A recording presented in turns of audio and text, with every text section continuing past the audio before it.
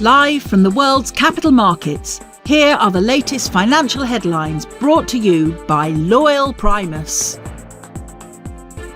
Hello and welcome to Tuesday's Daily Financial Digest.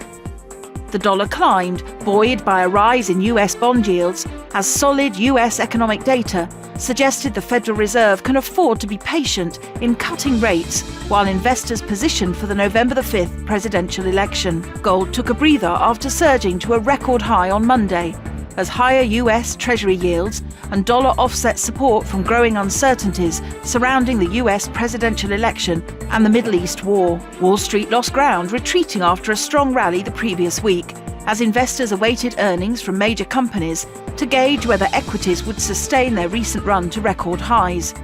A jump in Treasury yields added pressure, with the yield on the benchmark 10-year bond rising to a 12-week high. The dollar-yen pair rose 0.7% in the last session. According to the stochastic RSI, we are in an overbought market. The Bitcoin dollar pair dove 1.9% in the last session.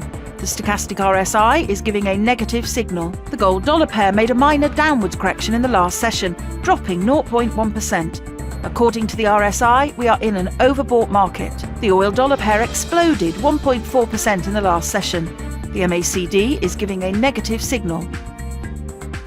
The US Redbook Index will be released at 12:55 GMT. The US API weekly crude oil stock at 20:30 GMT. The Dutch Consumer Confidence Adjusted at 4:30 GMT. Finland's unemployment rate will be released at 5 GMT. The Belgian Consumer Confidence Index at 9 GMT. The UK's public sector net borrowing at 6 GMT. We hope that you've enjoyed Tuesday's financial report. On behalf of all of us here, we wish you a productive trading day. Be sure to join us tomorrow morning for the latest news and events from the financial markets.